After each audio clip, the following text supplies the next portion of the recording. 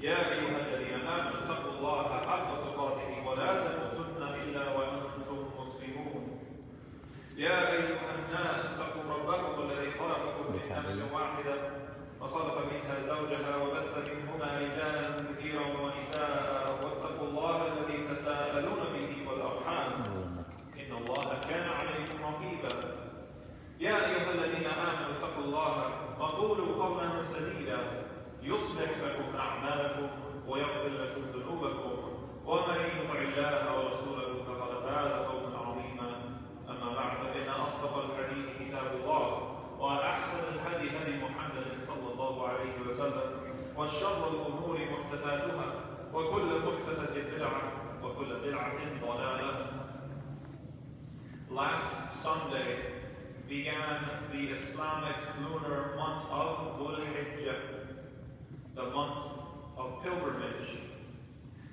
A pilgrimage is something where someone undergoes a long journey for spiritual reasons, rather than the economic or political reasons which usually drive migration and human movement. Some of the first European guests to what is today the Northeast United States called themselves Pilgrims. Europe was a very hostile place for religious expression at the time, so these people set sail for the Americas hoping to freely practice their beliefs. These are the same pilgrims that your children learn about in school around Thanksgiving time with the big black hats. Calling themselves pilgrims might have been a stretch. They had no idea where they were going or what it would be like when they got there. They had no specific religious rites to observe for the trip, and they had no intent to repeat the trip. It would be more accurate to call these travelers refugees. Maybe that would change the way some people view refugees today. Anyway, our pilgrimage, the Hajj, is much more deserving of the name pilgrimage.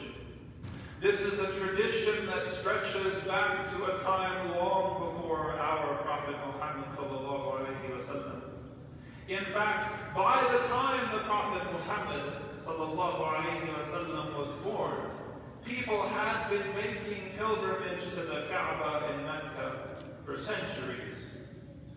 The pilgrimage to the Kaaba is exactly what gave the city of Mecca importance and prominence. Being able to protect the pilgrims and facilitate the pilgrimage was the basis of their political power. The Quraysh were accepted as rulers of Mecca because of their excellent service and hospitality to the pilgrims. The timing of our pilgrimage is also something ancient and predates the final messenger sallallahu alaihi wasallam. For as long as anyone could remember, Arabs had traditionally honored 4 sacred months in which all fighting was taboo and considered dishonorable. One of these 4 sacred months was Dhul-Hijjah, the month of pilgrimage, and Islam did not replace this observance, but affirmed the sacred months in general and the sanctity of the month of pilgrimage specifically. What did change with the coming of the Prophet ﷺ was that we received clarity regarding our duty to perform this pilgrimage. Allah subhanahu wa ta'ala said, وَلِلَّهِ عَلَى النَّاسِ حِجُّ الْبَيْتِ مَنِ اسْتَطَاعَ إِلَيْهِ سَبِيلًا. And people are required to perform the pilgrimage for Allah, those of them that are able. The Prophet ﷺ, when he outlined the 5 famous pillars of Islam, said, بُنِيَ الْإِسْلَامُ عَلَى خَمْسٍ شهادة أن لا إله إلا الله وأن محمدا رسول الله وإقام الصلاة وإيتاء الزكاة والحج وصوم رمضان. Islam is built upon 5 pillars, testifying that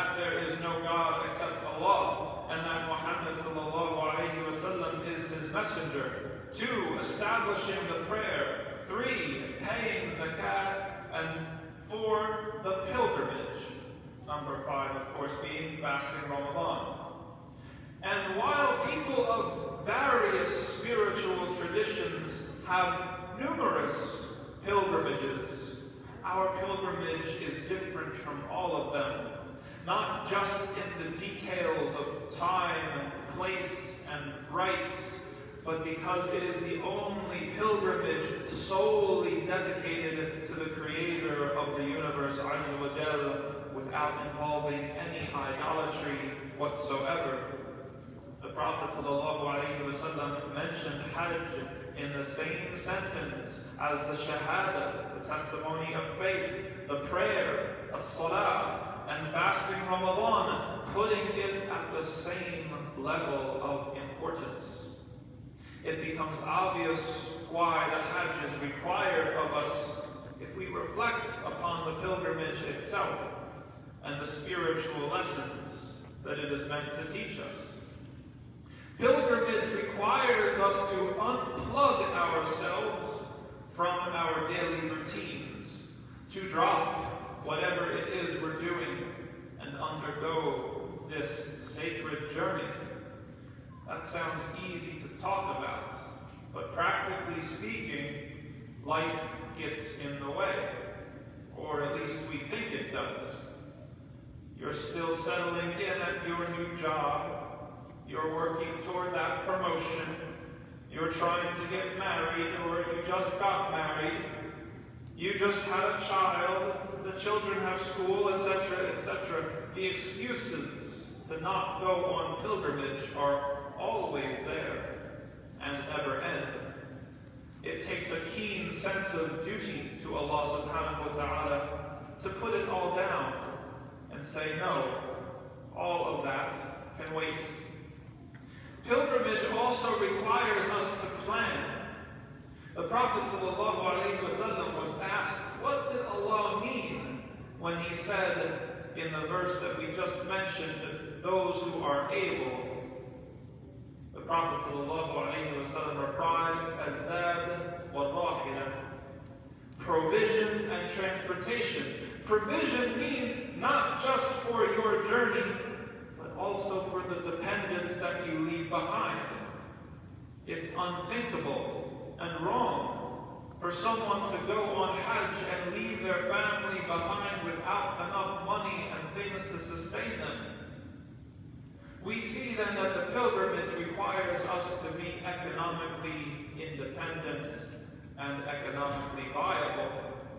Very few people are able to afford to go on pilgrimage whenever they want. Most people have to plan. Sometimes that planning takes years. If you don't have any income currently, you need to find a way to get income. If you're not very good at saving or prioritizing, you're going to have to learn how to spend differently if you want to go on Hajj. Pilgrimage also requires that we be part of a community. These days, it's possible to sign up for the Hajj as an individual or as a family. The travel companies will put you together with this group or that group, and you might have a fine experience. But there is nothing like going on pilgrimage with the same people that you see at your local masjid, the same people you see at the monthly potlucks, the same people that you see at the Eid prayer. There's no better team-building exercise than becoming a pilgrim with the people in your community. The rites of pilgrimage are also essential to its meaning and its transformative effect. In our pilgrimage, the men, they wear 2 seamless garments, traditionally white. No matter where you're from, no matter your size, your shape, your color, everyone wearing the same outfit symbolizes our unbreakable unity. Again, our unity is special. It's unlike any other unity on the face of the earth. We are not united due to our lineage, or our ancestral lands, or our language, or our physical features. We are not united by anything arbitrary or unchosen. No, we are united in our faith in one eternal God, Allah. Our faith in the messengers and the finality of the Prophet Muhammad sallallahu alaihi wasallam. All of this is accepted freely and by choice. We could have been given other uniforms to wear for Hajj, but there is added significance to the fact that we wear two seamless garments. This goes beyond unity and reaches into equality. This uniform erases the distinctions between us. Who's a doctor? Who's a janitor? Who's a prime minister or a representative? You can't tell anymore on Hajj. Rich or poor, powerful or humble, everyone looks the same. A reminder that Allah subhanahu wa ta'ala values us according to our sincerity and our piety, and not because of our wealth or status, as Allah said, "Inna akramakum indallahi atqakum." Surely the best of you to Allah is the most pious. Those simple garments, guess what? They're not comfortable to wear. You might be in them for 6 or more days, and that is challenging. Add to that the blazing sun, the scorching heat, the desert climate, waiting in line, getting stuck in traffic. The clothes of Hajj are supposed to remind the pilgrims that they have renounced the world and its wealth, even if only for a week or so. The pilgrim has voluntarily given up their comfort, their bed, their homeland, their loved ones, everything comfortable and familiar to them. They've given it up, hoping in Allah's promise of paradise. Any pilgrimage worth its salt will have not one but multiple stations to it. Our pilgrimage starts in Mina, a city of tents that is completely abandoned the rest of the year. Then on the 9th of the Islamic month, which falls on this coming Monday, the pilgrims will move to the area called Arafah. They will raise their hands and pray to Allah subhanahu wa ta'ala from Dhuhr to Maghrib, just as the Prophet sallallahu alaihi wasallam did. Many pilgrims, they have lists and lists of things to be thankful for, things to ask for, things loved ones have asked them to pray for. Arafah is a miracle. Millions of people sitting and praying, sitting on chairs, sitting in the streets, sitting in tents, sitting on rocks and hills. When the sun finally goes down on that day at Maghrib, the pilgrims are on the move again. They reach a place nearby called Muzdalifah. When you're in Muzdalifah, you have 3 things to do. First, you have to collect all of the little rocks that you need for the ritual stoning of the devil. Second, you have to make your prayers, Maghrib and Isha. And third, you sleep. The site at Muzdalifah is spooky when everyone is sleeping. If you were flying over with a helicopter, you would see miles and miles of bodies lying lifeless on the ground, all the men shrouded in white. It is then that you realize that many of the rites of Hajj are symbols for death and resurrection. The white shroud isn't just about equality anymore, it's also a funeral shroud. At Muzdalifah, it's as if we are lying in our own graves, waiting for the trumpet of resurrection to be blown. أقول قولي هذا وأستغفر الله لي ولكم ولسائر المسلمين من كل ذنب فاستغفروه إنه هو الغفور الرحيم.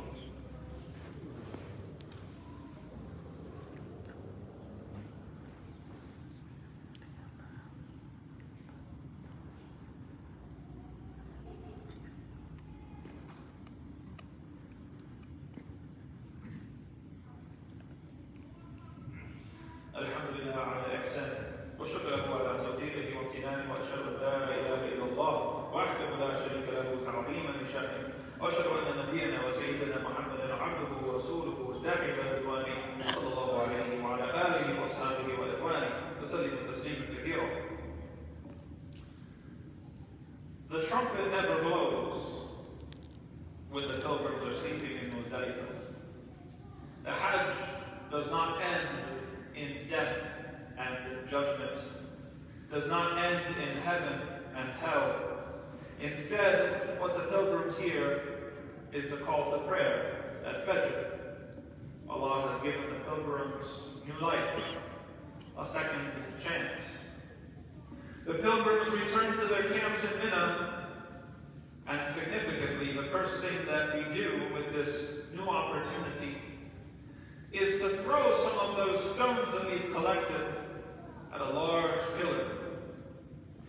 Symbolically, we are stoning the devil, rejecting his influence on us, announcing the death of our old selves, our old habits, and the beginning of a new, more pious life.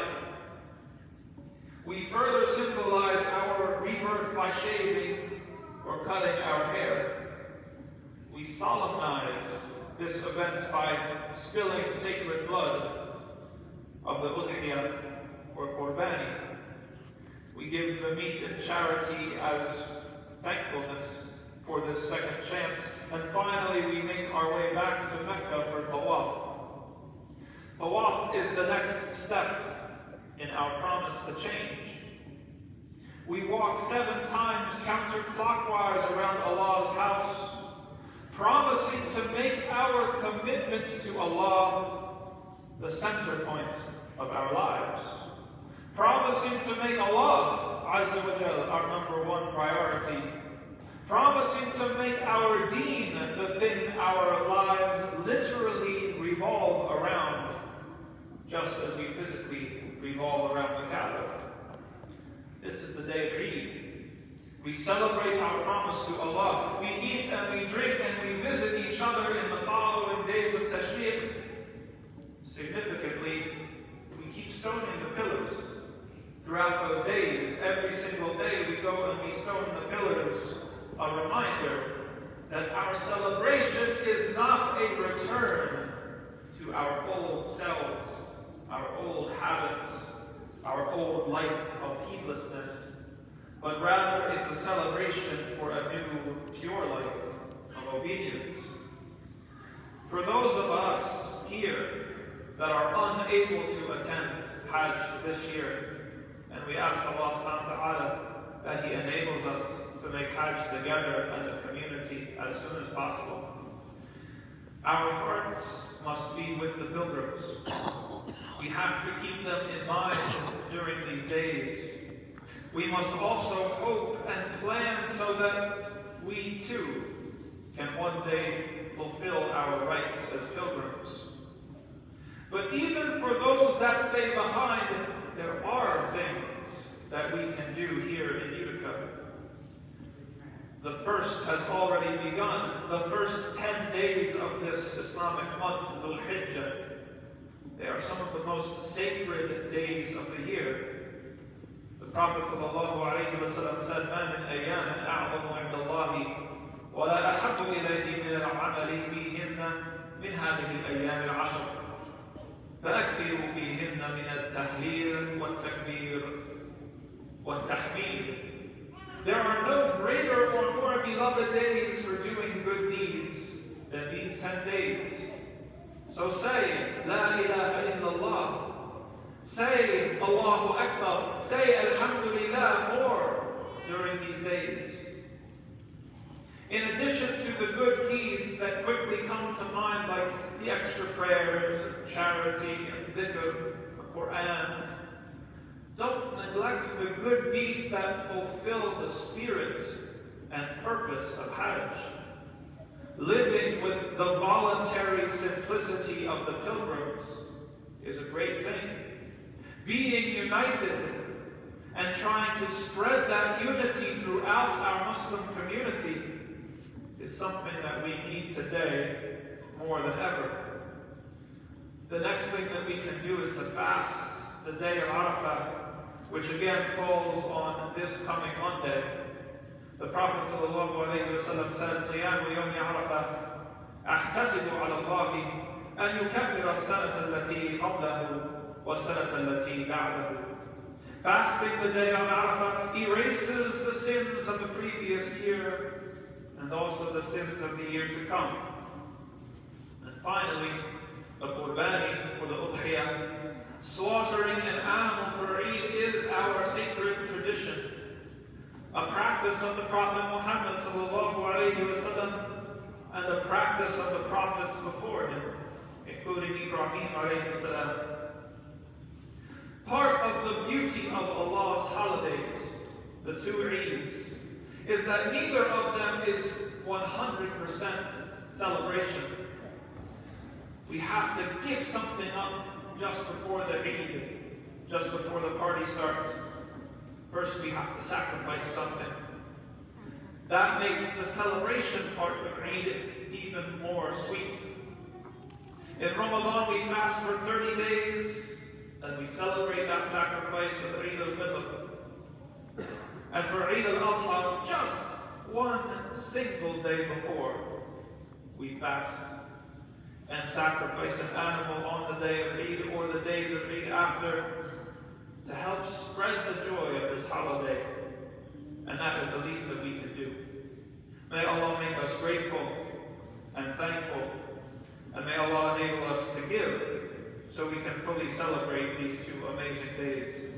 ثم صلوا وسلموا على نبي رحمة كما أمركم ربكم حيث قال إن الله وملائكته يصلون على النبي يا أيها الذين آمنوا صلوا عليه وسلموا تسليما اللهم صل على محمد وعلى آل محمد كما صليت على إبراهيم وعلى آل إبراهيم إنك حميد مجيد اللهم بارك على محمد وعلى آل محمد كما باركت على إبراهيم وعلى آل إبراهيم إنك حميد مجيد. Oh Allah, send prayers upon Muhammad and his family that you have done for Abraham and his family. Surely you are magnificent and praiseworthy. Oh Allah, bless Muhammad and his family like you have done for Abraham and his family. Surely you are magnificent and praiseworthy. اللهم أعز الإسلام والمسلمين وأذل الشرك والمشركين ودمر أعداء الدين وانصر عبادك المؤمنين واجعل اللهم بلاد الإسلام آمن مطمئن يا رب العالمين. Oh Allah, bring honor to Islam and the Muslims, and humiliate idolatry and the idolaters, and destroy the enemies of your faith, and assist your believing servants, and make the land of the Muslims safe and tranquil, O Sustainer of the universe. Allahumma ansur ikhwanana al-mustad'afina fi kulli makan. O Allah, assist our oppressed brothers and sisters all over the world. Allahumma ighfir lil-mu'minina wal-mu'minat wal-muslimina wal-muslimat al-ahya'i minhum wal-amwat ya sami' ad-du'a. O Allah, forgive the believing men and women. Forgive the Muslim men and women, those living and those deceased. O you who hears every prayer. Allahumma arina al-haqqa haqqa warzuqna ittiba'ah wa arina al-batila batila warzuqna ijtinabah. O Allah, let us see the truth as true and grant us the ability to follow it, and let us see falsehood as false and grant us the ability to avoid it. Ya ibadallah, إن الله يأمر بالعدل والإحسان وإيتاء ذي القربى وينهى عن الفحشاء والمنكر والبغي يعظكم لعلكم تذكرون. فاذكروا الله يذكركم واشكروه على نعمه يزدكم والله يعلم ما تصنعون.